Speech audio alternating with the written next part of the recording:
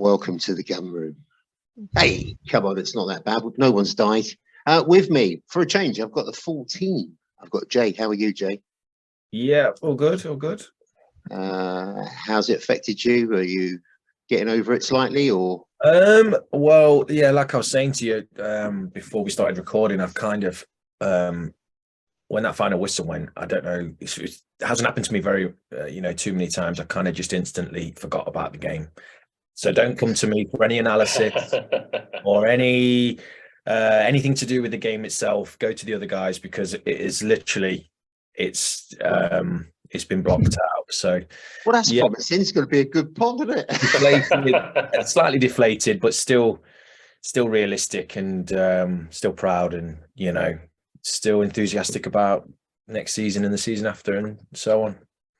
Well, I just think we'll obviously touch on it. It won't be the same as when we have nice victories. What are they like? We've forgotten over one game. Paul, how are you? You poor soldier, you wounded soldier. I was in my lounge. Don't tell anyone. Don't tell anyone, Podders. I was in my lounge cheering on the Toffees. Yeah, apologies, guys. We did with that. We've 30 minutes. We did our best for you. If we'd taken those chances we created, it might have been a different game. But as you know yourselves, when you play against City, so important to get the first goal. And if you concede the first goal, what you can't do is concede the second goal before the half time. And once we did that, the game was over. Sorry. So yeah, really apologise for letting you guys down. And let's just hope that from our point of view, it doesn't prove too costly at the end of the season. It was funny, Paul, because I said to Dave just before that match, it's all right if Everton do us a favour, but what about if we don't do ourselves a favour afterwards? And exactly. I woke up that morning, I just didn't feel the vibe for some reason, and just before kickoff, I was kind of quite calm for a change. But we'll talk about it. Lauren, let's welcome you back. Keeping an eye on me so I don't have McCabe tripping up McCabe and taking the penalty as well. Thanks for that, Dave. Where you been? Good to be back. How you been doing? You all right? Yeah, good. I mean, we were just kind of discussing there. I was away. We randomly booked a trip to Napoli, and it turned out to be the best weekend to be in Napoli in 33 years. So that worked out pretty well, and we came back to Barcelona to see them win as well. So look, just trying to remain positive about football. It's nice to see and celebrate whatever you can, but obviously I would have traded all of them for an Arsenal league win. But like I said, next season onwards and upwards. I'm just getting a taste for it now, so I know what to be doing next season. So yeah, no. And we must mention Darren as well, because we kind of criticised him yesterday. That's how bad it is, really. On the pod last time around, we said you ruined your holiday and took a Man United supporter with you. But all right, Darren, shame about your taste in football teams. Right, let's get cracking then. Birthdays, it's Jen Beattie's birthday, Dennis Bergkamp. My God. Edu Gaspar and Aaron Ramsdale. Aaron Ramsdale has won Save of the Month for 2 consecutive months. Could it be 3? I think it might be, because I'm casting my mind back to the Newcastle game, 49th minute, and he pulled out that super stop from Shah. So if that's not already in the mix, it should be. Aaron Ramsdale, by the way, 10 away clean sheets, 2022-23 season, only behind Edison and Petr Cech with 11, and he's the first goalkeeper since David Seaman to do that. Right, let's get to the news. I mean, the season's not even over yet, and we're missing players already. There's rumours of ESR going, Rob Holding going for 10 million, Granit Xhaka going to Bayer Leverkusen for 15 million. Jay, it's a bit early for all that, isn't it? 10 million for Rob Holding? Yeah, it must be a typo. You would take that. Yeah, no. You would chuckle all the way down to Barclays, wouldn't you? I can understand all of them, to be honest. Shaka's been great. He's had a really good season. He's benefited from having better players around him that have all stepped up, and I'm not sure, don't get me wrong, he has been superb and I've really enjoyed watching him, and we've all been proved wrong to a certain extent about him, but I'm not entirely sure that he can improve any more. and if we're looking at pushing on and getting to that next level, central midfield is definitely an area that I think we need to improve. It's not been a huge weakness, and Xhaka has been, definitely part of that unit that has been, he's been part of the first team, for the majority of the season, very rarely gets injured, but I understand, he's going to get interest because he's had a good season, but I'm all right with it, if we do get somebody in, or if we're looking at improving that area of the pitch. Smith Rowe needs an upgrade, doesn't it? Because of their age, Thomas Partey and Granit Xhaka, you've got to start looking at that as an upgrade for the next few years, because all the rest of the team is really young. Sorry, let's go back to ESR. Yeah, I was just going to say, Smith Rowe is, it's again, with him being a youth product of Hale End, you want to see them succeed, and you want to see them progress into the first team. He did that, sort of burst onto the scene 18 months ago, and then he's just had this horrendous injury, and he hasn't been able to force his way in, even in the difficult times of the season. Even recently, just he's been getting just very, just a few minutes here and there. So I do understand that as well. I don't really want to see him leave, but at the minute, I'm not sure where he fits in. I'm not really even sure what position he plays, where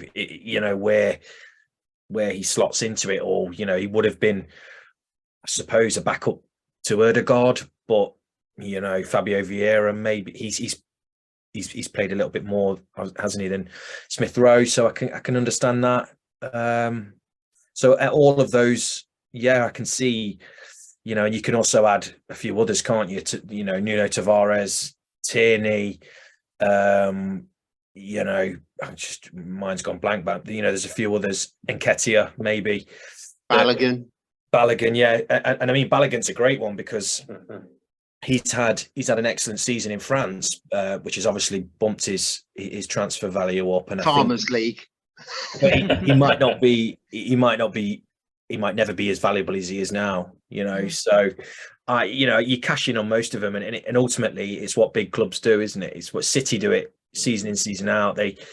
They regenerate their squad and they sell players, and sometimes you scratch your head sometimes. I think last year when they sold Zinchenko and Jesus to us, Sterling left, didn't he? And I suppose it was a bit risky, but I mean, look at them now. So I understand. Yeah, I understand all of it, and we're going to have to do it because if we want to sign the likes of Declan Rice, we're going to need the extra money, aren't we? Absolutely. The only thing that pains me, podders out there, is ESR. I thought when Saka and ESR were coming through that ESR was going to be the one that really did crack it, and instead of that, it was Saka.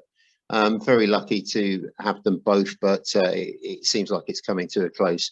Right, let's just do this bit. The podcast is brought to you by manscaped.com and the Performance Package 4.0 for the best above and below the waist grooming experience, and Zenith coins for a series of stunning quality collectibles. And we'll give you some discount codes towards the end of the pod for 20 and 15% off respectively.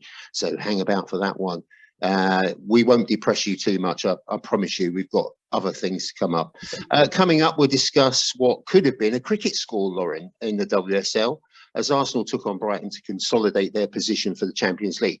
We'll also be talking about merchandise. Now, I put this out on Facebook just to get some answers. Merchandise, Arsenal shirts. Are you less of a fan if you buy a fake? It's been quite interesting, that one. We'll reveal the name of the stadium with the best home crowd. I think that could be a source of annoyance and irritation. But first, it was the most spectacular car crash, wasn't it? Ending the Premier League title challenge that I can remember. After a hard-fought win at Newcastle at St James's Park, the wheels came off in spectacular fashion. I don't mind losing, but I do like to see a performance. And I just expected us to be really dynamic after that win at St James's, and we weren't. It was a horrible watch. I was saying to Lauren, or she was saying to me, haven't watched it back, which is really unusual. We offered nothing of significance against a superb, let's give them their dues. They were a superb Brighton side. They were everything that we should have been in a position that we're in. And that was kind of spooky, really. They're going to be a force to be reckoned with, I reckon, next season if they can hang on to certain key players. But I don't think they're going to. Jay, what did you make of this? I mean, it was like we were beaten before we put a foot on the pitch. Yeah, it was complete opposite to the week before. You know, everything I loved about that performance at Newcastle, it wasn't that. Like you say, you've got to give them credit. They obviously had a point to prove after Everton went there and turned them over so impressively. And I think they are a bit of a bogey side for us. We struggle against them, and it was always going to be a tough game. Like I said, I have genuinely blocked a lot of it out. So it was so disappointing. We did have chances, you know, we had a few, you know, Trossard hit the bar, didn't he? And our defending wasn't good on the day, but we've just run out of steam. But it was a surprise, because that performance, like we said last week up at St James's Park, was so impressive, and we showed a lot of character, and we showed a lot of togetherness, and we showed a lot of fight. And that was just missing, unfortunately. We used it all up at St James's Park. Oh, did the City result impact on this? There's an interesting thing coming up by Charles Watts, but do you think it had any sort of impact on the players when they heard that City had just ploughed through Everton? Sorry to bring that up as well. We're all sore and infected, nursing our wounds. But do you think it did? I think so. I think there was some sort of unfounded sort of speculation of optimism that Everton were going to get something off City, and really everything would have had to gone Everton's way for the victory to happen. And as I said before we start recording, the fact we had to put Mason Holgate in defence straight away sends alarm bells ringing through the support. And I don't know if you saw the highlights of the game itself, but his first 2-3 touches were just abysmal. So we kind of knew it was always going to be a struggle. Need to score first. We didn't. One day scored the first goal, then the second, then that's it. And then I do think that put. I think when you're playing the second game and you're chasing, it puts a lot more pressure on you than when you're second and playing the first game. Because I think you compare. Jay's comparing Sunday's performance with the Newcastle performance last week. It was like two different performances. You could almost sense the tension when the teams came out as well. There was a real edge, a real sort of apprehension about how this was going to pan out.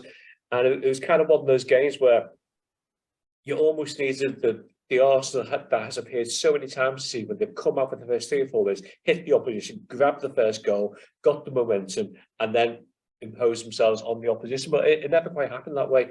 And I always thought the Brighton game was going to be difficult for 2 reasons. One, we probably upset them by winning their 5-1 last week. So you're right, they had a... Yeah, it's your fault. And I think secondly, I mean, Jay referred to the fact that Brighton always give Arsenal problems. I just cast my mind back on 3 seasons ago, was with Neil Mopey fronting up to Guendouzi at the end of the game. There was a bit of antipathy and antagonism between the two sides, and whether that kind of has lingered on us, I don't know. But as Jay said, and you said, Tom, Brighton not a good football team, and if you let them play their game, if you let them impose themselves on proceedings, then they're going to hurt you. And I just thought the way they organise the team, they really identified Ødegaard, and every time he had the ball, 2 or 3 players dived in them.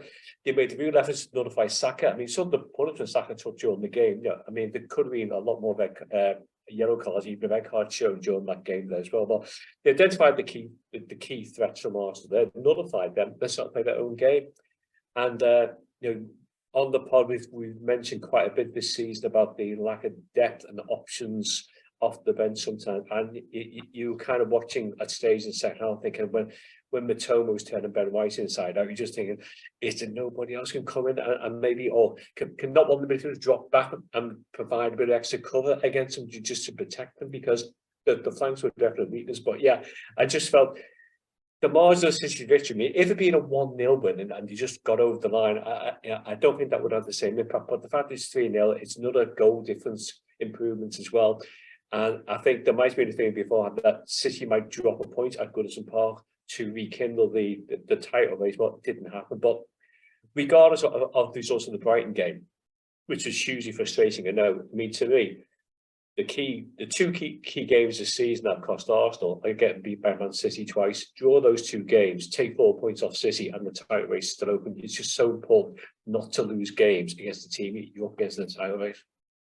Yeah, it's kind of like when you reflect back on it and you do it with a sense of objectivity, because I mean it's all nerves and emotion and upset and anger and all that sort of thing, isn't it? I know it sounds really weird. If you're not into football, why are you watching this is the first question. But the second one is you won't understand what we're talking about. But it's a strange sort of thing. And if we hadn't have drawn with Southampton, if we hadn't have drawn with West Ham, if we hadn't have lost in Sean Dyche's first game at Everton, we hadn't thrown that Man United match away, first one, at the Emirates, we'd be in a much stronger position, and we just ran out of gas. I think that's what it is. We did so well for so long. I think I saw a figure, it was 93% of the time that the league's been going this year, we were at the top. And the rest is Man City now. You know, it's just ridiculous. Just want to tell you this before we go to Lauren. Charles Watt said walking to the stadium, he felt like the mood of the supporters was low after the Everton game because of the belief that Everton would blow City's title ambitions and get at least a draw, stuff like that. He wondered if it somehow affected the players. He was quite certain that it had. Lauren, it's difficult to balance and find some positives in, especially with the way we played. And you can understand people, as I said, being emotional and kind of walking out of the ground. But give us some of your perspective on this season, because we're going to plow through it. There's a lot on social media and we'll try and give some balance. But give us your perspective on what's been, for me, an entertaining and cracking season, really, that could have offered more. Yeah, no, and I mean, in general, we can't really turn away from this season with too much negative thoughts. I mean, it's been exceptional. The team has grown in a way that I don't think anyone really expected them to. The goal was get top 4, and we did that comfortably. So the sky's really the limit if, the team continues to stick together, if Arteta continues to be supported. I don't see why we don't, we should be in that position again. Whether we can dethrone City, I mean, they're a super team. They're a crazy beast of a football club. They have probably about 15, 16 players who would walk into any other league, top team in any leagues in Europe. They're almost unstoppable. So look, is it realistic to say, okay, we're going to go win the league next year? Who knows? Because we don't really know what we're going up against. Who knows who City are going to bring in? Look what they did with Haaland this summer, last summer just gone. They changed their whole, they were able to reinvent themselves almost while retaining all those superstars that they previously had. But it's about going and putting that pressure on and absolutely maintaining it and having that run like Liverpool did for the past 4 or 5 years, and hoping that, in one of those years, in 1 or 2 of those years, that we can actually go for it, and the sustained pressure. Maybe City have a off year. Who knows what's going to happen there? But to think realistically, are we going to win it next year? I don't know. I think the minimum that we need to be pushing for now is to absolutely go and to keep that up. And there's no reason on the back of this season that we can't say that's an unexpectable or an unachievable goal, because we've seen so much positives. We've seen so much positives. It only takes one bad result for us to be back in this slump that we're also used to having, being depressed, thinking what could have been. But there's just been so much that we can be so grateful for, that we've enjoyed. I always think back, my absolute highlight of the season, and I don't even winning the league, it would have been hard to top it, was Reece Nelson's goal against was it Bournemouth, was it? Yeah. Bournemouth, Yeah. Just that moment, like, that's something that I, as an Arsenal fan, have never really experienced, because I didn't support them when they were winning the leagues.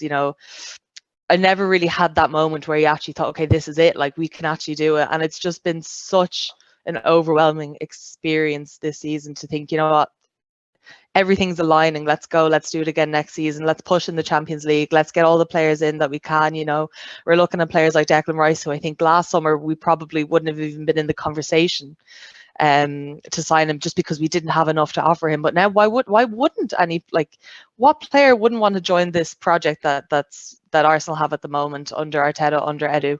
They've created such an exciting and fun project. Yeah, the sky's the limit. I think overall, you know, long answer short, why not? It's been a great season. God, Podders, I'm glad she's back. That's made me feel a lot better, I tell you. I was down in the dumps. I was ordering some telegram online. Yeah, it's. I tell you what, it's sometimes you get these results, and because it's such a devastating sort of loss, it's more useful going forward, because I think it's exposed a lot of areas that we thought we were okay with. We now know that we've got to sort of go out there and get more players to extend what we've got, because what we had wasn't enough. And you know, when you run short like that, 2 games ago, we're like a battered boxer. We're waiting for someone to throw the towel in, aren't we? Or the ref to stop it, because we've had enough, really. It's one of those. Paul, we're going to take you back, sadly. We're going to share your misery as well. Take you back to the Everton game against City. I thought Sean Dyche's side looked pretty tasty for about, what was it, first 20 minutes? They looked like they could do a job and maybe contain and get these Arsenal supporters to believe that a draw, or bare minimum, was possible. Yeah, I mean, the team started really well. The game plan from Dyche was working quite effectively. We'll close the City down. We're doubling up on the marking. Yerry Mina was doing his best to wind Harden up quite successfully. And there was a growing feeling that we might be able to get something from the game. We created a couple of chances in the first 30 minutes. And it's one of those things. I think our XG for the first half was 1.8 and City's was 0.8. So I think we had more opportunities to score than what City did. We certainly created more chances, we had more shots on target. But you know, it's the old adage, isn't it? If you don't score when you're on top of the game, if you don't take those chances, then you're always handing the initiative back to the opposition. And yeah, I mean, they're first go. I mean, you can do all the planning and legislation before the game that you can possibly do, but you can't anticipate that Gundogan's going to do an open scissors kick and put the ball in the back of the net. So that, no, you can't argue that. Pretty frustrated with the second goal. I mean, Patterson got skinned on the flanks, cross comes in, and I'm sure in the team talk, Dyche saying, whatever you do, don't leave Haaland one-on-one with Holgate as the last defender. And if you look at it, Holgate doesn't even jump, he kind of ducks out the way and lets Haaland get the free header in. And I thought Pickford could have done better in terms of trying to keep the shot out as well. And then effectively, because he's got little arms. Got little arms, isn't he? That's the song. He's got little arms. He's got little arms. You know, he's done a top class keeper, and it's. I think at half time, you know, when the news came through after the intro that Calvert-Lewin's going off, and you're thinking, well, we're giving the game up here. You know, if you put Mopey on as your main striker, you know there's no threat whatsoever. So the second half really was just a case of from an Everton perspective, we just keep an eye on the goal difference, because our goal difference was 5 better than Leeds before the game. I think, and we'll fall better than Leeds. We kept it at 3 best. So at the end of the season, that could be massive. So I think most of us were just relieved to get out at the end with 3-0 defeat, because a 4 or 5-0 defeat could have completely undone all the good work from the Brighton victory. So yeah, I mean, really sorry we let you down from ourselves and from your point of view as well. I think for 30 minutes we gave you hope. If we scored during that time, it might have been a different outcome. But as you know yourselves from playing City, you know, once they get the initiative, it's really, really hard to get it back from them. And as a lot of them were saying there, you know, it's an upgrade in the team season on season. You know, the Harden is a great example, because I think they've changed their game plan to adapt to his particular skill set, and it's worked really, really well. And it's kind he's of adapted his game as well, isn't he? I think so. He makes the perfect late runs as well. He's a very physical character. Hate his hair, by the way. Terrible haircut. What's that about? Anyway, but your problems, Paul, have been with you for a few seasons. You haven't got a target man. You haven't got someone who can get you 20 goals and get you out of trouble. We had a fella like that about 6 years ago. A fella called Lukaku. We're still trying to replace him. The mobile fridge. Yeah, and sadly, Theo Walcott never proved to be the answer. And I was worried there when I heard Jay saying about Rob Holding being available for 10 minutes, because I just guarantee we're going to be making a move on, aren't we? There's Siege Court Everton transfer policy, the Arsenal Charity Society. I reckon that was a typo. You can't get 10 million for football. Well, you can from episode, sure. You can with I put another 5 in that if I was doing the negotiation with Arsenal. But yeah, it's interesting when you mentioned striker there, Tom, because I think this season as well, when Jesus got into the lack of another strong striking option was a problem for Arsenal, and when you strengthen the squad, it's not just about strengthening it; it's also about being in competition for places as well. So I would say another striker it is one of the priorities Arsenal needs to look at. A plan B, really, someone different. We were saying not too long ago, I think, if you can cast your mind back, Podders, about like a Giroud, someone who holds the ball up, brings people in, but has always got the savvy to get a goal as well. Anyway, let's tackle this grim day game. Let's tackle it now. 4-3-3 it was. Aaron Ramsdale in goal. Ben White, who got rinsed, properly rinsed. Kiwior, Gabriel, Kieran Tierney, Martin Odegaard, Jorginho, Xhaka, Saka, Jesus, and Martinelli. Jay, I know you don't want to talk about it, but we're going to force you on the podcast. We're all friends here. The first whistle, you could tell what was about to unfold within the first 15 minutes, couldn't you? Yeah. I mean, you're obviously missing Zinchenko's quality and his sort of flexibility in the position that he plays, aren't you? You know, Tierney was obviously much more defensive, and he hasn't got the technical ability maybe to do the same job. But I mean, I just wanted just to add something to what Lauren was saying about this season, just to completely go off subject. This season, City are that good that a draw is a defeat, right? So it's like they have set such a ridiculous standard that this season, a draw has felt like a defeat, and that's an example of just how far this team has come and what a great season that we've had. When we won away at Brighton, I think we beat them 4-2, didn't we? And there wasn't enough made of that result. That was a huge win for us, and they've obviously Everton went there and won 5-1. But other than that, they've been pretty solid there. And out of the last two weekends, I thought the Newcastle game was going to be the more difficult. And I think tactically, when you don't have the players on the bench, it's a very obvious thing to say, but like you just touched on it, Tom, we haven't got a plan B. We haven't got players to call upon and to switch from game, plan A to plan B to plan C, and you live in hope that in the summer that'll be addressed.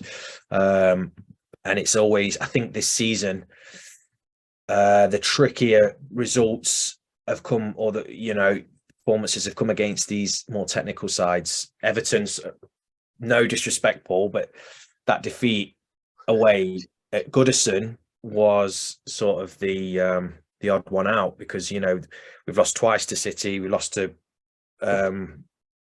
Brighton now, and I think tactically, when you haven't got the ability to change your squad, the technical sides are a lot more difficult to deal with. This is just in hindsight. Obviously, away at Newcastle, we were able to soak up that aggression and that physical side and be able to win the game. And I just think on Sunday, we just didn't have any answers. I mean, you touched on Ben White, and Mitoma just tore him to pieces, didn't he? He just, he didn't have any answers, and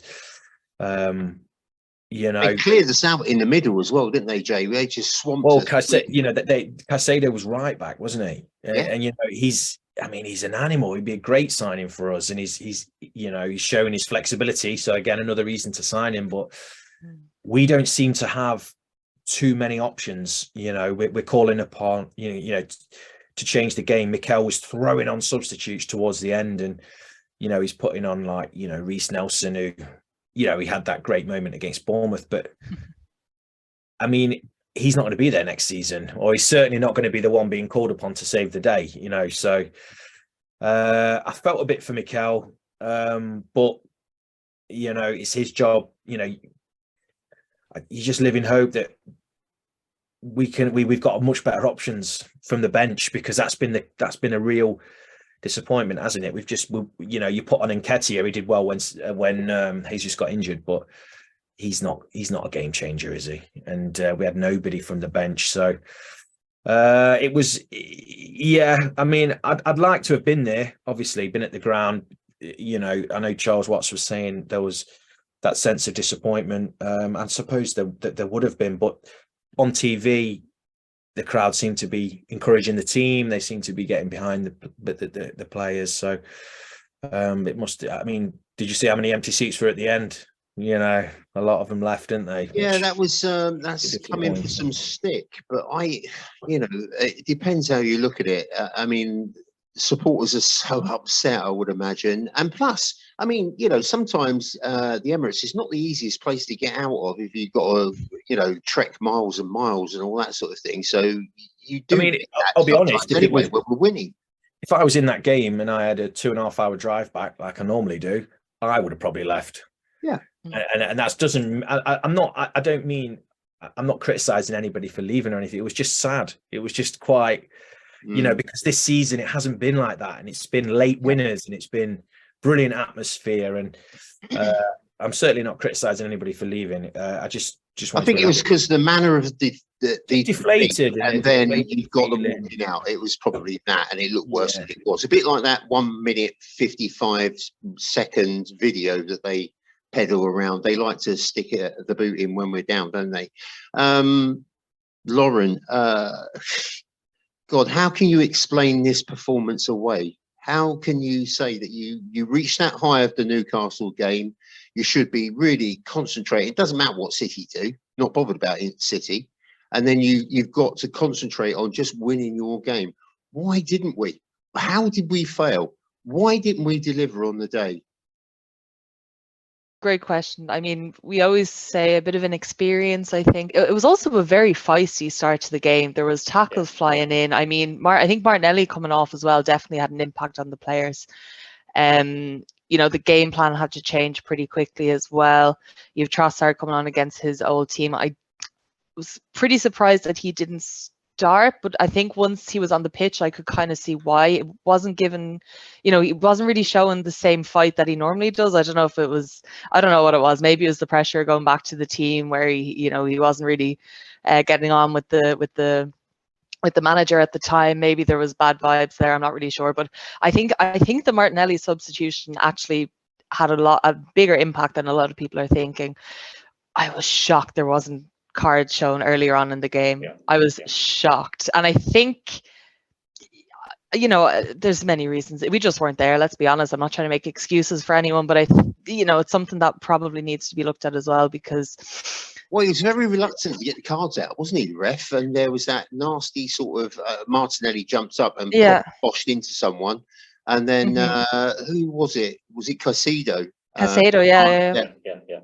Yeah, so I mean, I thought they were both yellow. Both of them, absolutely. And I'm not trying to sit here and say, look, you know, someone should have been sent off because one of our players went in. No, I thought the ref had a really weird hold. You're not stupid. You know, let the game flow. But I mean, both of those tackles could have, and one did cause injury. And I mean, that's not what we mean when we say let the game flow. You know, you don't want to put any players at risk, and I think having not dealt with the initial challenge from Martinelli, that kind of gave the players the impression that it was fair game to do what they want. And I know, I just don't think the ref had full control, and I don't think that helped Arsenal nerves at all, which were clearly present on the day, and they just didn't deal with it very well. So, you know, I don't know what it was. I guess inexperience. I think it was a very highly charged atmosphere, tense. You know, it was one of those things. We had to go into this game and get something to keep the pressure on City, and I think it was just too much, and they buckled. But yeah.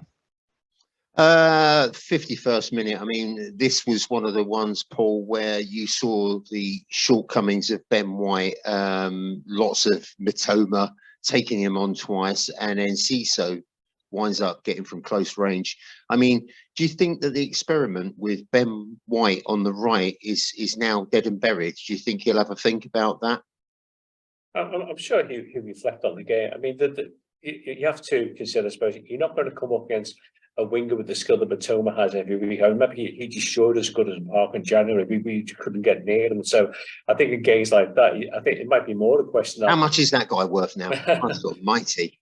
Oh yeah, I mean, if you're looking for to add to depth to the squad, and someone who's definitely on the radar. But I think what needs to be done there is so as to drop back in the midfield. So you're doubling up on Mitoma all the time.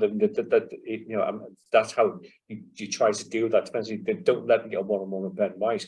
And I felt sorry for Ben White because he's not a natural right back, so he's playing out of position. I think once the crosses come in, though, the bigger concern for me was NC, so it's left unmarked on the edge of the 6-yard box with people looking around saying who's picking up. I know Kitty would have fallen over, but someone's got to react to that situation and get in there to stop him having a free header. Because when he heads in, he always looks around as if to say, why is no mark on me on my offside? He almost couldn't believe the space he was given. So it was at that stage as well, at 0-0.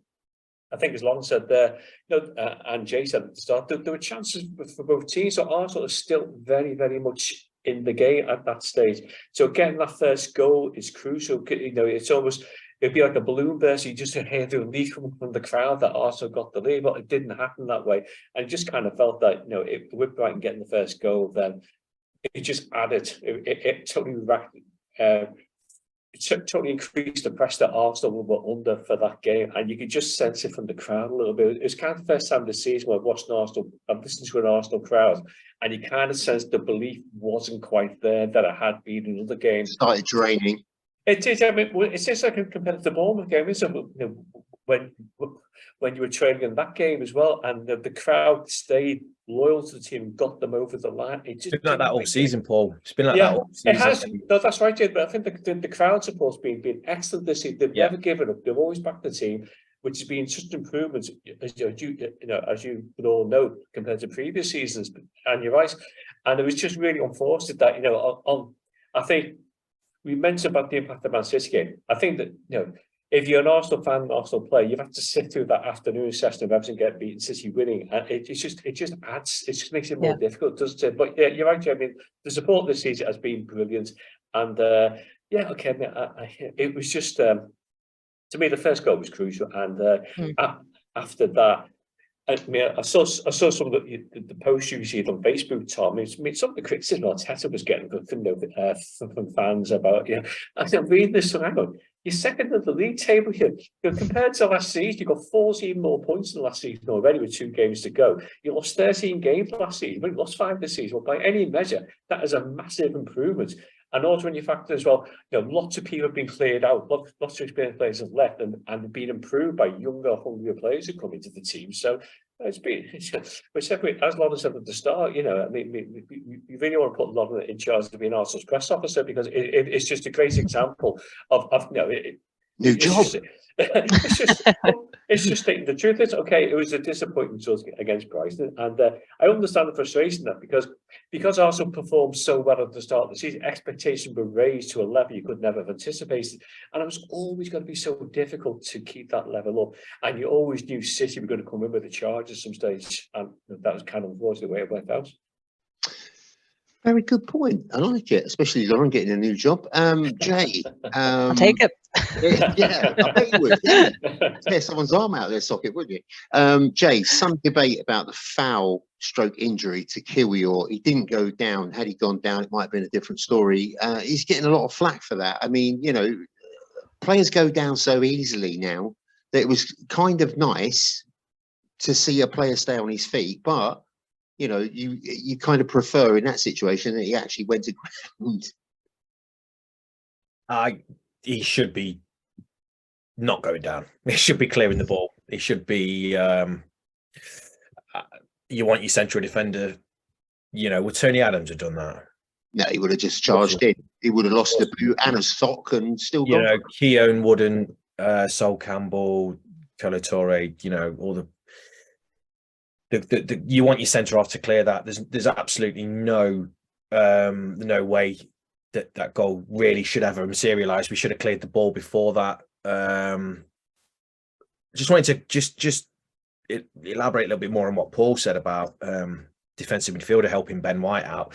Earlier in the season, we had Thomas Partey doing that, and he was the reason that part of his game was so impressive was, I mean, and he was being spoken about as the best defensive midfielder in the league, was it's not just that he covers that space in front of the back four or back three or whatever. He goes out and helps the fullbacks out. That's not happening now. You know, like you play Jorginho, and I mean, you play Thomas Partey these days and he doesn't do it, but you play Jorginho and he's not going to do it.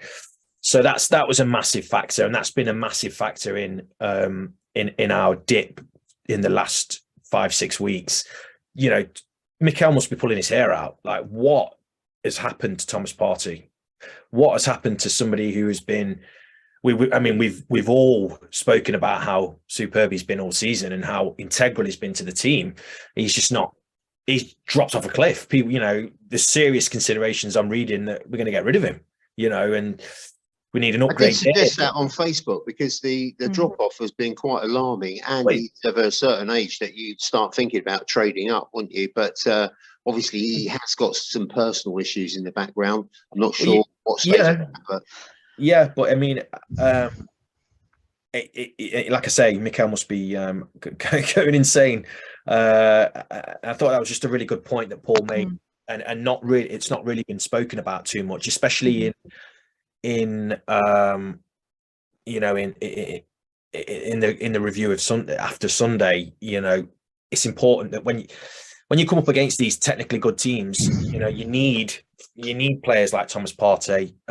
You need your defensive midfielder to help out, especially when Zinchenko's not there to slot into midfield. You know, we go back to a flat back four, and in this day and age, you know, you've got for Liverpool, Trent's going into midfield. For City, you've got Stones, he's going into, you know, and then we just drop out, and it maybe in a certain way it invites pressure on. And I thought that was a good point that Paul made. But just going back to what you're saying, sorry for just going off point, but I want my central defender to be the strongest players on the pitch. You want your centre backs to be the ones that, you know, I know central defenders are looked at slightly differently now.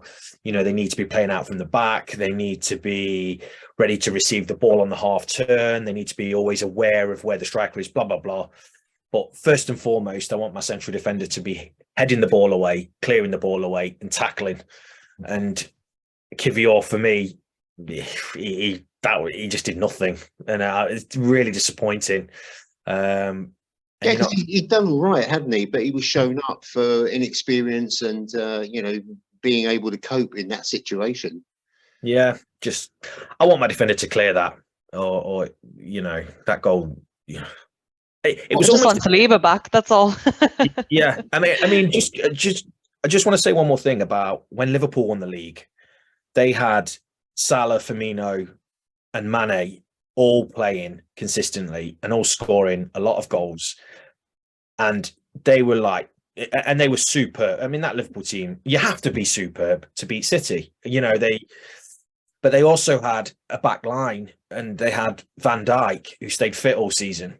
And I think it was only when, was it the Merseyside derby when he got injured, wasn't it? When Pickford tackled Van Dijk and he ended up being out for the season. But before that, he's gone a lot, basically the whole season. And that Liverpool team didn't really suffer too many injuries, you know, and they remained consistent. And we basically this season have emulated that Liverpool team. We've just had injuries, and we haven't had, you know, Liverpool, who, I mean, I don't know this for certain, obviously, but you take Salah and Van Dijk out of that Liverpool side, would they win the league? Probably not. You know, No, I actually say, Jamie, I hate to say this, but you got Salah for the goals, haven't you? You got Van Dijk for the defensive solidity. So you got the best people at both ends of the pitch there. And your point before about 200 outside defenders, right? The first job of a defender is to defend and make the opposition forwards wary of coming into the box, knowing that they're going to have a battle to try and get possession. Yeah, and it was when Van Dijk was out injured, we all saw what happened to that Liverpool team. They dropped right off, you know, and we've suffered with injuries and we haven't been able to keep pace, and it's been disappointing. But no, I don't even know what the question was now. But I just wanted to say that about. Don't ask me. I rarely listen to myself. No, I just wanted to say that about Liverpool because there's been the comparisons are there, and City, I mean, against Everton, Paul, I think City made, what was it, 5 or 6 changes? Yeah. And you would never know, would you? De Bruyne didn't even start, did he? No, he didn't. No, it's a good example. The team pattern of play doesn't change no matter what the personnel is. Yeah, Yeah, scary. And what I want to see is probably an old-fashioned, snarling, hairy, brutey kind of footballer for Arsenal. Someone who can actually get stuck in and get involved, like one of these defenders you're talking about, like your Keowns or your Adams, but in a midfield role. Because I think we lack a bit of rough, don't we? I don't think that goal, that first Brighton goal, gets scored against Everton. I don't think Sean Dyche would. And I know each manager has their own qualities in it, but I just think, I just don't think that happens in a Sean Dyche team or that Eddie Howe's Newcastle team or City. I can't imagine they would concede a goal like that. But obviously, it's all about learning. It's all about improving. Kivior's only young. He's only new to the league. Excuse me. Maybe expected VAR to pick up because I think there was a little bit of, there may have been contact on that ankle, but it certainly wasn't enough to just stop altogether. You want your defender just to get rid of it, don't you? So. But how many funny VAR decisions have we seen that have been given? I mean, Ben White holding the keeper's hand during was it a corner or something like this? Yeah. I don't want to be too harsh on him. I really don't want to be too harsh with him. I think he's obviously the easy scapegoat to pick here, but overall the team's performance was below par. It was below average. It was not good enough, and it's frustrating because I think watching it, I kind of had a feeling that it would even be checked by VAR. I don't think it was it? No, or maybe it was. So. There was contact there, and we've seen so many decisions like that are so on the cusp of potentially being, and just it depends on the flip of the coin, depends on the day whether it's given or not. And I fully respect what you're all saying. It was an inexperienced thing to do and expect the game to stop. We've seen it happen before though, so I don't think it's completely out of the question. The only thing I just want to, I just think I've played, obviously not at a high level or whatever, but I want defenders to defend first and beyond anything. His first thought was, I've been touched here, so I'm going to go down, rather than I've been touched here, but I'm going to get rid of the ball and then go down. And that's what I'm certainly not blaming him. He's new. I just thought it wasn't what Sol Campbell would never have done that. And Tony Adams wouldn't. And obviously different era, different mindset, different training. Absolutely. We've been described as crumbling and bottling it. Jake Humphrey, who's got his own podcast. I hate this narrative that Arsenal bottled it. They have pushed one of the Premier League's greatest ever teams, don't know about that so much, Jake, all the way and done it with a young coach and young players who finished 5th last season. It's nothing but a success. They fell short. They'll be stronger for it. I mean, is it, it's just the media, isn't it, with this bottling thing? Well, there's absolutely no truth to whatsoever. And I'm not quite sure what the odds were for Arsenal to win the league at the start of the season. I guess, you look 50 to 1. Honestly, Jay, yeah. 50 to 1, yeah. Right, so that kind of gives you an indication of the measure of progress they've made, because I'm guaranteeing that come next season you ain't going to be 50-1. So it's just an indication of the progress that they made under Arteta. Don't think that were quite enormous also about the criticism of Arteta is he's the youngest manager in the Premier League. It's not an old experienced guy like Klopp who's been there for 7 seasons, like Guardiola's been there for 8 seasons. So he's a young manager still learning his craft. And he's got to make 1 or 2 mistakes, but he's got to get lots of decisions right, and which I think he's shown this season as well. So I really don't understand the criticism that's come his way. I mean, apart from trying to generate, clickbait and stuff like that. I think that's the only reason for it. But I totally agree there what Jake Humphrey said. It's been an outstanding, as Lauren said at the start of the program, it's been an outstandingly successful season for Arsenal. I mean, I remember on your pod, the final one last season, when the negativity, I can't wait to think, right, well, you finished 5th, we'd love to finish 5th. That'll be a brilliant outcome. So yeah, it's just been it's been progression. Now I think, as all 3 of you touched upon there, the key thing is now where does that progression take Arsenal for next season? Where's the recruitment going to kick in? Who's going to be brought in to add depth, quality to the squad and variety? The plan B you kind of referenced there before as well. So that's going to be the key thing, because expectation being raised now. So finishing 3rd next season is going to be a bit of a disappointment compared to where he's been this season. So, and it's going to be incredibly hard to match City again, given their wealth, given their resources. But I think it's all about the summer recruitment for Arsenal this year, because Jay mentioned about Liverpool. You've got to have an outstanding season to beat City at the moment. You can't really afford to lose more than about 4 or 5 games in the season. So it's going to be fascinating to see how this squad develops. But at the moment, to me, all the signs are very, very positive. Arteta as well is also going to get better as a manager. You're going to have learned so much from this season as well. You've got to make some big calls about who's going to stay there, who's not going to stay there. So, and one thing I will say, for most neutral football fans, it's huge thanks to Arsenal for actually making the title race interesting this season. Yep, absolutely. So you can take some comfort, Podders. Right, we're going to kill this game off. Brighton scored 2 goals. We're not going to cover them. We just can't. We can't stomach it anymore. And there was a really odd one, Lauren. The substitutions which I looked at, Jorginho and Xhaka going off. I mean, that kind of was like the final capitulation, if you like. That was like, get the flag out and just give it a wave, wasn't it? Mm. I really want to pick your brains about this one. Why is Saka not being taken off in any game recently? I think he's been one of the most ineffective attacking players that we've had on the pitch in the past few games.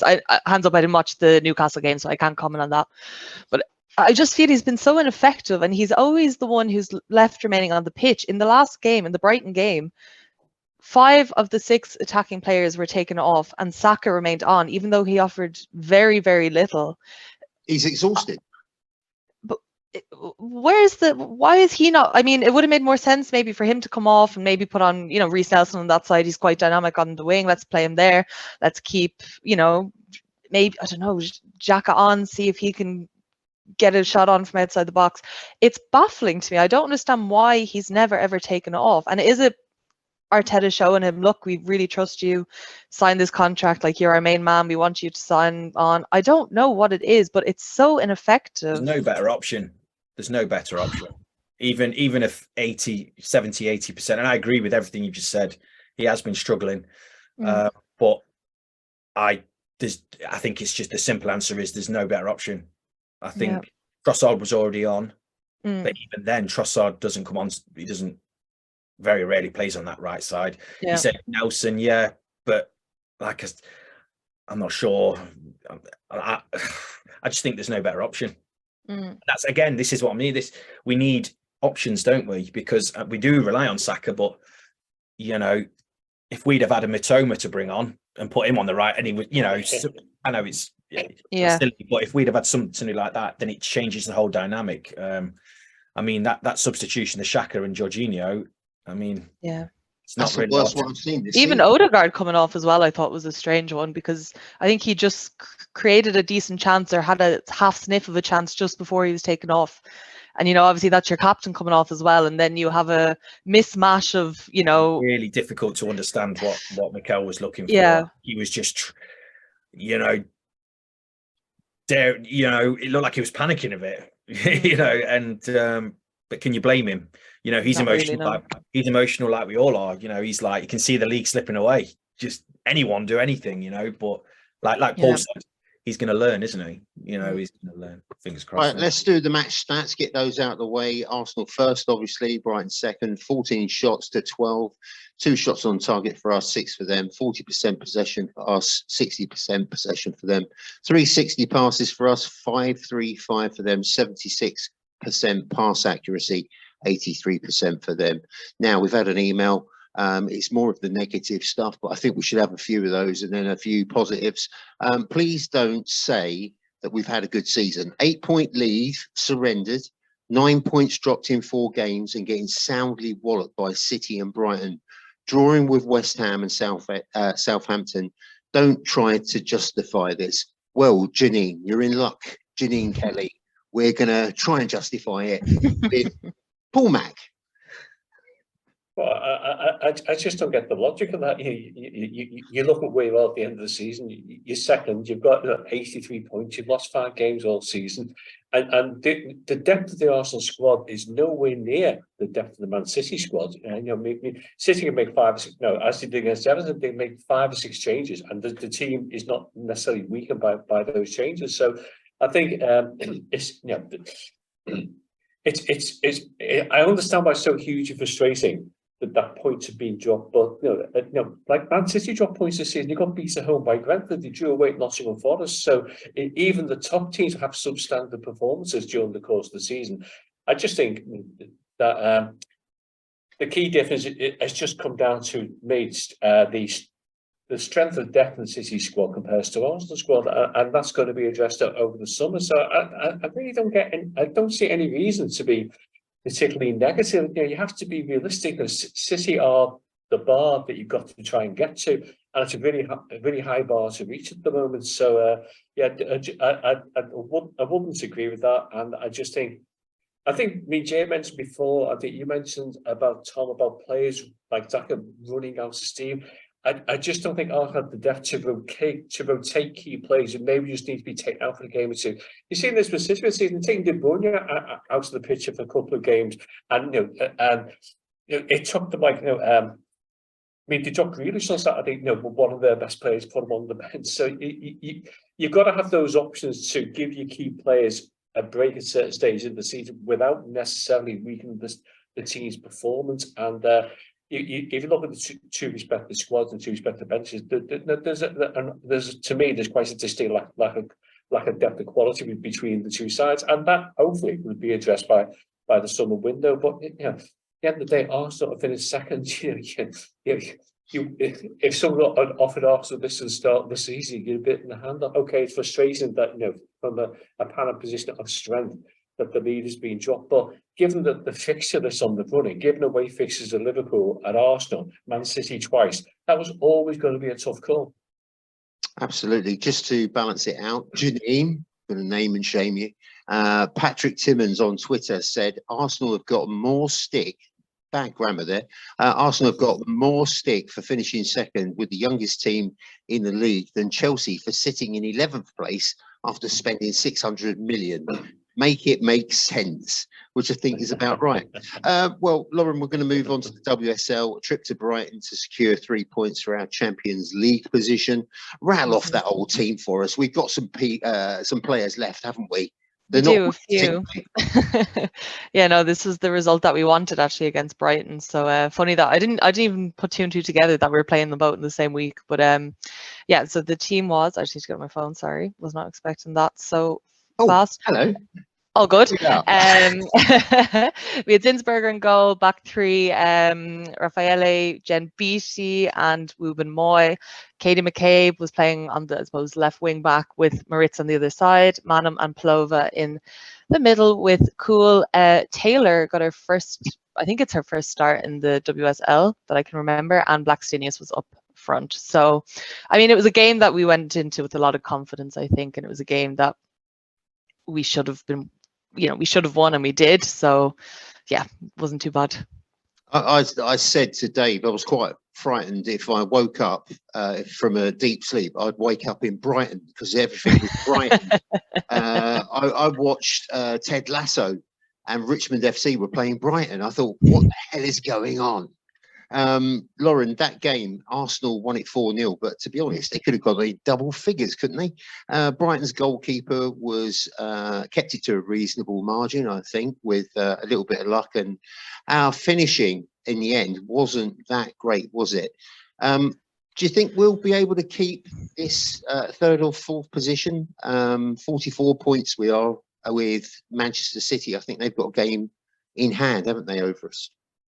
I think we have the game in hand. We have 3 games left and they have 2, I think it is. So I think we're in the better position anyway. The thing is, it's a tough run in. We're actually playing Everton tomorrow night, Paul. It should be a game that we take the 3 points from. But then, our final 2 matches, we have Chelsea away, which is going to be a pretty nasty one, and then our final game of the season is Villa, and I mean Villa are a very, very good side, and we can't go into that game complacent. We really need to go into that and with the same intensity that we go into the Chelsea game. And the Chelsea game, I'm not holding much hope out for that, but if we are able to secure 6 points from the other 2 games, I think that should indeed get us the third place spot, which would mean, obviously we have to go through the pretty rigorous playoffs for Champions League spots, but it's better than nothing. Well, it was an enjoyable game. Again, we'll talk about grounds as well, because that really upsets me that the girls play in these like shabby looking grounds, a bit like Southend or whatever. But the Blackstenius opened her account 6 minutes in. Wide on the left, she took a long pass into open space and she cuts across the box and delivers a brilliant strike. 7 minutes, a mistake by Brighton trying to play out allows Blackstenius the chance to poach, and a solid strike into the right corner of the net. We were going to let her go at one stage, Lauren. I mean, thank God we kept her with all the injuries and everything else. Exactly. I think she was part of the swap deal for Russo, which obviously didn't go ahead, but something she has been criticized quite a lot this season. She's been quite inconsistent, and I think she reminds me quite a bit of Giroud. When Giroud had his frustrating phases at Arsenal, you saw the potential that he had, and he was particularly good at holding up the ball, but he wasn't very mobile, or he could score goals, but he wasn't really bringing it every game. And I think that's pretty much the problem with Blackstenius as well. You kind of need somebody who's able to convert these chances, as you said yourself. This 4-0, obviously it's not the best example of this of lack of finishing damaging us in this game, but it's one of those things that you notice even in games like this when there is so many chances. And she was so close to getting her a hat trick, but one of her goals was ruled offside. And that's the thing as well, she's not the paciest player, so I think I'm really happy she's got her 2 goals there, but a little bit leggy. Yeah, she's not as dynamic as I think this team requires. Look, obviously, if Miedema and Mead are there, it's a different story. But she's a great player to have. I'm delighted that we have had her. She scored some very, very important goals for us. You have to be real. Like, the summer transfer is coming up, and I think if we were to be offered a better striker, somebody who's going to be able to be a bit more consistent, and she was as part of a swap deal, we were willing to let her go for Russo, and I think maybe that's potentially hanging over her as well. So it's going to be interesting to see how she performs in the next few games coming up, because she got her 2 goals here, and it sounds a bit harsh to be criticizing her for that, but I think at this level we do expect a bit more from her. She's our main striker up there. She's one of the most experienced players in the front line, and it's a bit unclear about whether she'll still be there next season or not. Absolutely. 27th minute, Blackstenius could have had the third, undersided the bar. 28 minutes, side netting. 39 minutes, Manham nods in a cross on the right. The best goal for me was 45 minutes, Palova, tight angle, leaning back as well, going to ground. It was quite a strike, really, wasn't it? Quite classy. Exceptional, and I think we spoke about her on a recent podcast. Well, she came in January, and that was her first WSL goal. I mean, she's taken to it like a duck to water. She looks so comfortable. She's such a bright talent. She's so young as well. So, very, very promising things from her as well. What a goal! What a finish that was. That was lovely. I really enjoyed that one. Trouble was, we didn't twist the screw, did we? Really, you kind of felt that we had more to do, and it's a bit like the men's team as well. When we get into that position, we don't really sort of squeeze the pips. Absolutely. Nice football term for you. Yeah, that was good. That was good. Yeah, look, I think you have to be honest. Brighton have had a very, very tough season, and they're quite a respected team in the WSL. So I wonder, was that a factor as well? They kind of just said, look, we've got our 4 goals. We don't really need to push any further. We know how thin this squad is. We talk about the thinness in the men's squad. We really literally are on our last 3 players on the bench still fit for the women's. You know, it's getting a bit desperate now. So I think it was probably more. They're knocking on doors, trying to round people up, aren't they?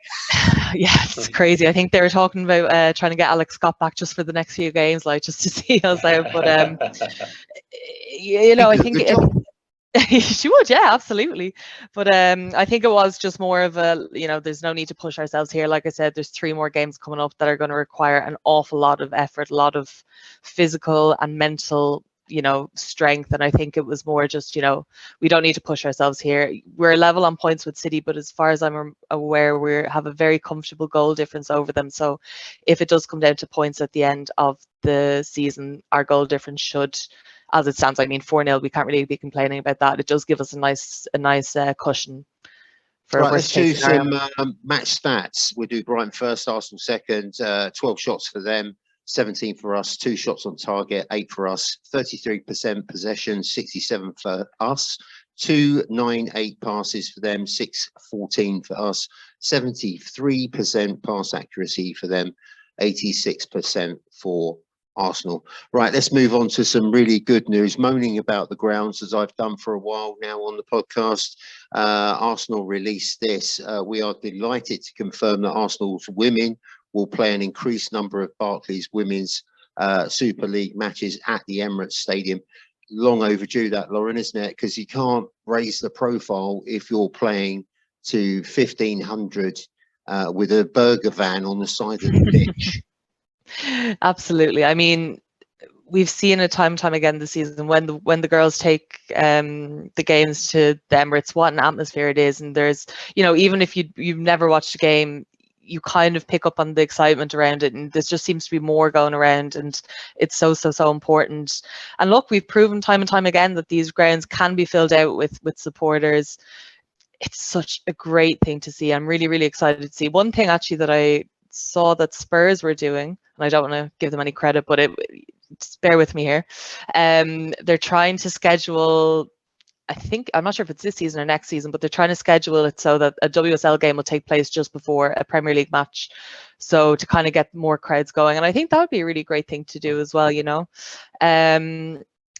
If we get into the Champions League, I'd love to see that maybe if it happened, if, you know, the women and the men were playing the same games, why not organize it so that they're playing within a day of each other, something like this, really make a big deal out of it, because at the end of the day, it's all one club, and every player who plays for the Arsenal shirt deserves to be respected and valued for what they contribute to it. And why not make a bit more fuss and a bit more excitement around it? And I think the best way, obviously, you know, it's going to be a long time before the women are competing with the men on that level every week. I mean, let's be realistic here.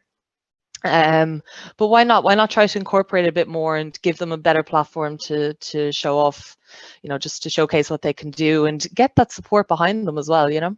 Well, that was the annoying thing, was they were playing really spectacular football, and then they were playing somewhere like an outdoor Halfords, and it kind of made you scratch your head and think, well, that's not really good enough, is it? So moving in the right direction. Right, interesting debate on Facebook regarding cheap and unofficial merchandise, which you can get your teeth into. Are people cheating the club out of funds that they could reinvest, or is it the fans' right to get cheaper merchandise in the current financial climate? If you don't buy officially, it's been suggested you're not a real fan. What's your thoughts on that, Jay? Everyone's entitled to buy whatever they want.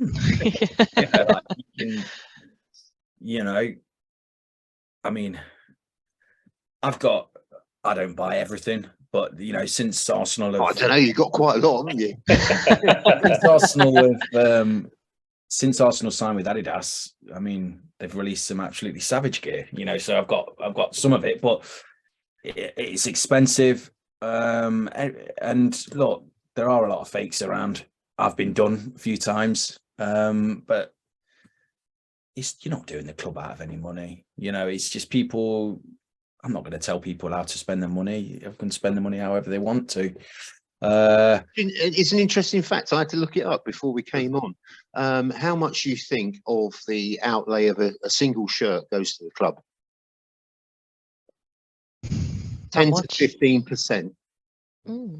Right. So, talking about doing the club out of money, forget it. It's not. I mean, they get their lump sum. People, kids, these days, what is it? A player's shirt is, a regular replica is what, 50 quid, 50, 60 pound, is it? But Everton's been 60 this season, Jay. So yeah. Yeah, and then you've got the authentic shirt, which is 100. Yeah, I've never bought one of those because they're too skin tight, and I don't need anything that's skin tight. But then you've obviously get the name and number on the back as well. That adds to the expense as well. Yeah, and when you got the kids, I mean, it's expensive, isn't it? It's expensive enough to go to the games, but the shirts. I remember, as a child, it would be pretty much my only Christmas present, which would be a replica shirt every year. And I can imagine, if you've got a few brothers, it's expensive, isn't it? It's all money. It's all, it's we don't need to go into it about how difficult things are at the minute for people with, from a money point of view. So look, they're just so bloody expensive. If people can get them cheaper, then they're going to do it, aren't they? So yeah. Stevie C says, buy genuine. If you don't, you're a fraud, which is a bit laughable. But then we've got Jane Rowe. If they didn't charge exorbitant amounts for basic stuff, more people would use the store. They priced me out a long time ago. Joyce Bernadette says, I've got mine from the club shop. I'm lucky I can do that. But for me, though, I want to wear a real jersey because I love the club. Spend a fair bit on kits, but people with families can't do that. They have to find cheaper replicas, and fair play. And John Gregory said, people pay a fortune to watch Arsenal. Recently paid £100 for my ticket to watch Chelsea, and basically says, I wouldn't feel guilty about taking money out of the club's pocket. They don't worry about taking it out of mine. So I think we've closed that argument off. I mean, buy what you want, Podders. It's your cash, it's your decision. And if you've got a family of about 4 or 5 and they all support the same team, you're not going to lump out all that money, are you? But it was quite an interesting little debate. Right, let's we're going to rack off now, Podders. But we've got one more bit. Despite having the reputation of a tourist fan base, Manchester United's famous stadium has been named as the best home ground in the country. What? What do you think of that, Paul Mac? Well, put your hand through the sign of the stadium. I'm not allowed to swear on the pod, am I? I don't know. Go on. No, I mean that is just such an absolute load of nonsense, isn't it? I mean, you could have made a case for Man United back in the maybe 70s, 80s when the Strecker then was probably at its most fearsome and most vociferous. But I just think these days, particularly all-season stadium, there's no comparison between what the atmosphere is like now and what it used to be. We've got to be in for a shout with that. I mean, Christ. Well, I mean, in terms of home crowds, I mean, I won't mention Jude Law across the park, but I'm thinking Arsenal support this season has been fantastic for home games. I always think the support Leeds United is really fantastic. It's really intimidating crowd. Newcastle, another intimidating stadium as well. So I don't think Man United even comes close to them than making the top 4 or top 5. And reverse that, the crowds with the least atmosphere. Man City's atmosphere is absolutely terrible. You watch their Champions League game, and half the crowd are too busy taking selfies themselves, or waving flags, or building up their collection of 50-50 scarves. So it's just, it does concern me the kind of atmosphere of football, and then you got the fake ultras at Crystal Palace who think they're dead hard and tough, with their all black outfits, like then going back home and they're about 45 they're home in the mud, and it's really it's really strange. But yeah, United top 5 fans in the home atmospheres. No, I just don't get that. Jay, you Please tell me if seem I'm pretty wrong. peeved. You seem pretty Oh, peeved when I no, said that. Paul answered it. I couldn't believe it. No, I mean it's an absolute bump, and it's yeah. Paul answered it perfectly. There are many teams now. I think Villa, I think Everton. I think the atmosphere is better in those grounds. Wolves, I think, is a good atmosphere. It's good in there. Forest will be a good one as well. Forest is really good. Forest is really, really good. So yeah, don't get that. I'm not having that at all. Isn't that one of the points that Ronaldo brought up in his interview with Piers Morgan about the home stadium being terrible? Did he mention that as well? Yeah. So I mean, where did they pull this from? Yeah, it's not only that. I tried to look up where it had actually come from, but I did drag it off the internet at some point. And it just made me chuckle. I nearly spat my tea out. But yeah, I mean, it's just crazy. Let's just mention before we go, Beth Mead got an MBE. Well deserved. I think she's just about racked every honour up in football that you can get, apart from the Ballon d'Or. I think she missed out on that one, didn't she? And Lauren, you were outside Barcelona or somewhere, weren't you, watching the celebrations? Tell us all about that before we go. Yeah. So yesterday, I think Barcelona won the league on Sunday night. I can't remember. Yeah, Sunday night. We completely oblivious to it. We were thinking, what is going on outside? Fireworks. It was away at Espanyol, Lauren. Yes, yeah, no, I saw the video afterwards. Great. I'd highly recommend watching. So you didn't even know it was going down? Off the pitch. No, I didn't know. I'm sorry, I'm still on the Napoli buzz, so too much to keep up with. But yeah, no, so we went to the open top bus parade yesterday.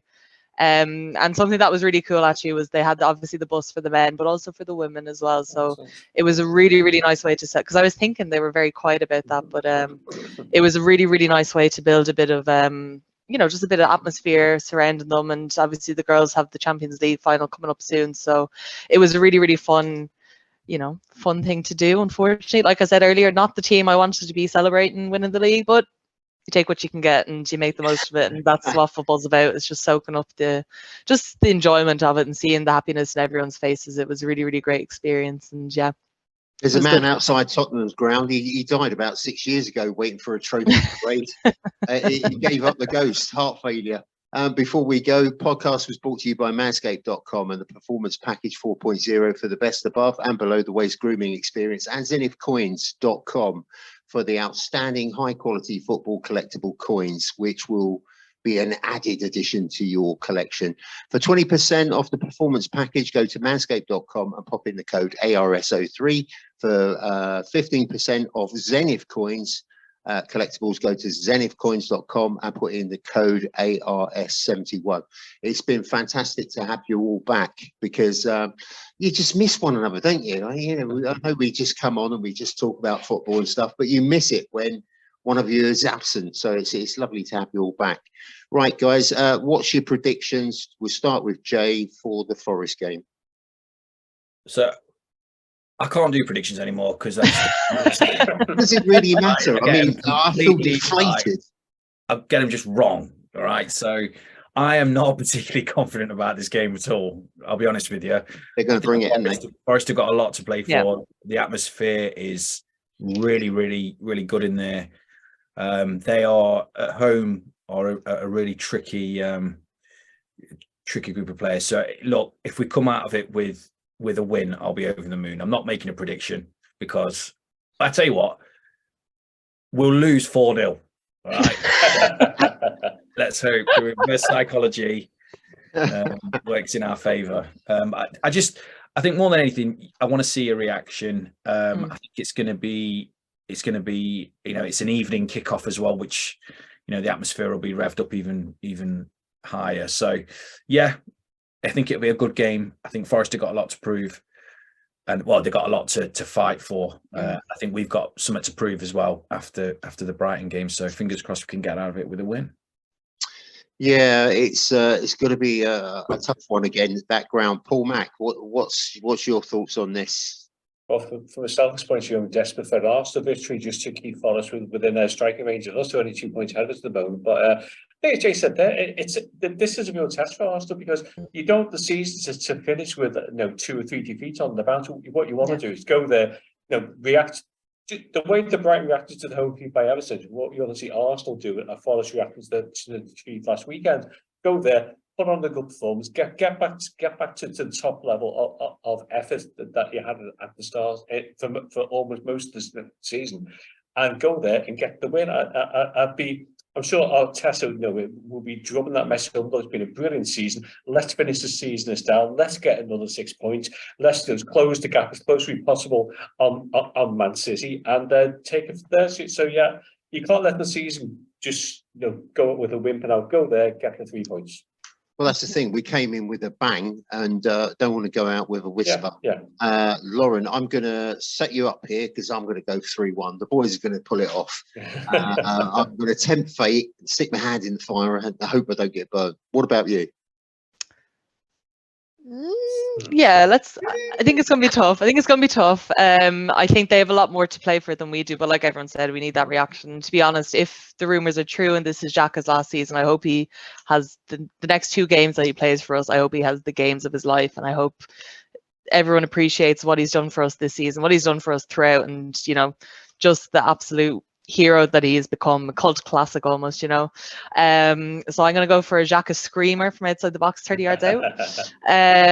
But result wise, I'm not too sure. I actually do think that we could be on the receiving end of an upsetting result. I think I'm going to go for 2-1 because I think they have a lot more to play for than we do. Right, Podders, don't listen to any of that. We keep the positivity up if we can. I've been positive enough tonight, okay? Trying to be realistic now. It's been a miserable period, but I just want to say as well, I want to thank you for supporting the podcast. We're getting towards the end of the season, but it's been phenomenal, incredible support. The subscriptions are quite strong, but the actual viewers has been marvelous, and also for the audio as well. So thank you very much for that, because we don't take anything for granted. It's just our little pod. That's what we do. Guys, you take care. It's been lovely to see you again. See you later, Stace. Bye, Tom. There she is. Right, see you later, guys. You look after yourself, and I'll see you on the next one. See you, Joe. See you, Lauren. See you later. See you guys. Bye. Bye.